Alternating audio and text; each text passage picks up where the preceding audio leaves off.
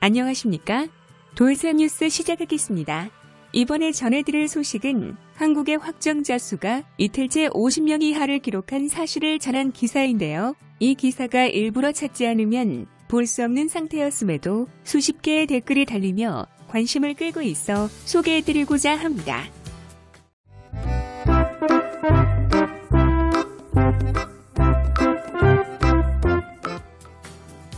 우리나라 뉴스원 계열 일본판 와우코리아에 실린 기사인데요. 내용은 간단합니다. 7일 0시 기준으로 전날보다 47명 늘어 1만 331명이 되어 이틀째 50명 이하를 기록했다는 이야기입니다. 아울러 완치율이 64.8%에 이른다고 전했습니다.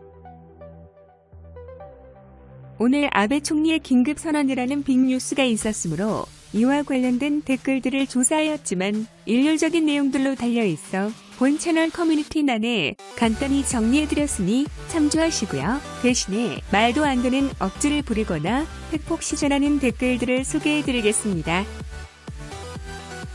이에 대한 일본 네티즌 반응 보실까요?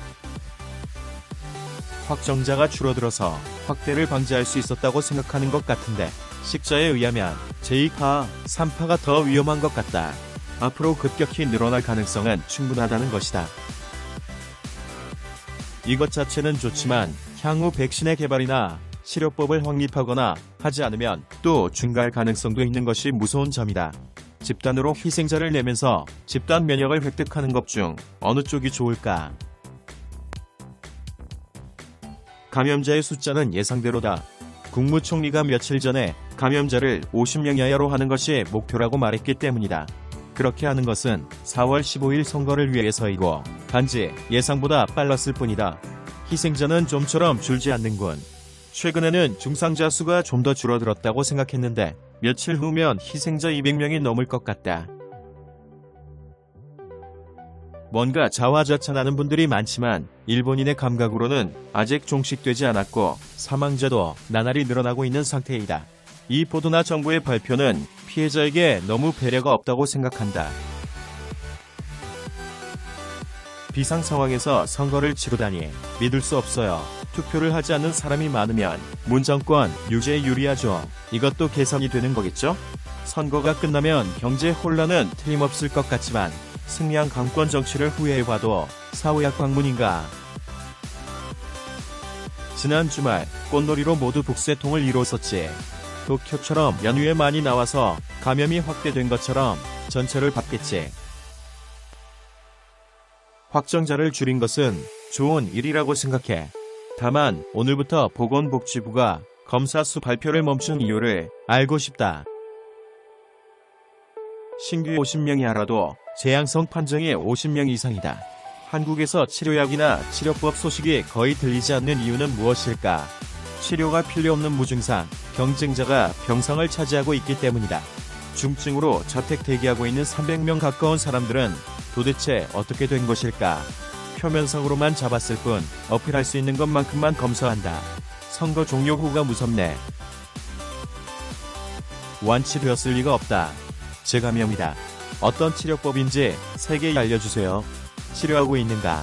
완치자는 자연 완치, 그러니까 완전히 사멸하지 않고 재감염이 아닐까? 검사 수업이란 것은 대단하지만 치료약이나 백신 개발은 정말 진행되고 있는 것인가? 각국에서 온다는 칭찬의 전화도 수상하다.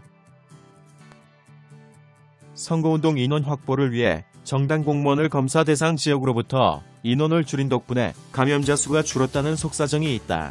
단순히 검사하는 인원을 줄이면 검사할 대상도 줄어든다고 하니 검사 수가 줄어든다.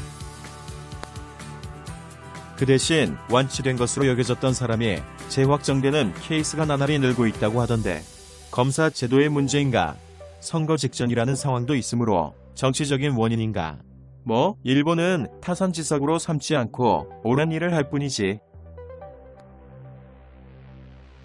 한국의 위기 대응 속도는 대단하다고 할 수밖에 없다. 입막에도 쉽게 살 수 있도록 시행된 아이디어도 훌륭하다. 아베는 위기에 대한 대비 능력이 부족하다.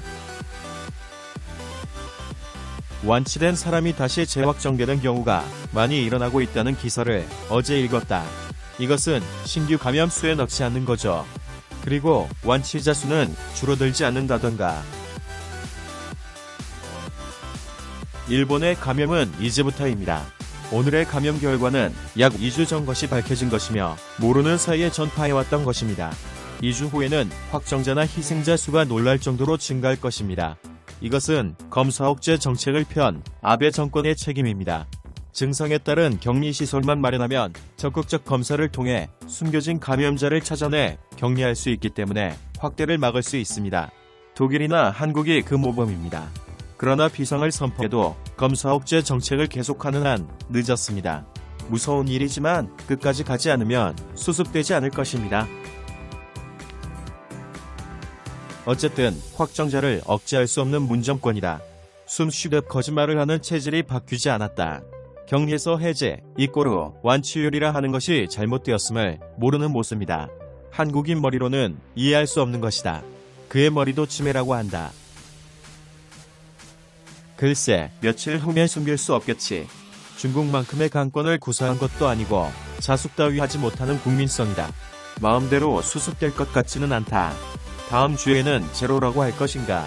그 어필 행위와 한 말이 붕괴의 지름길이 된다.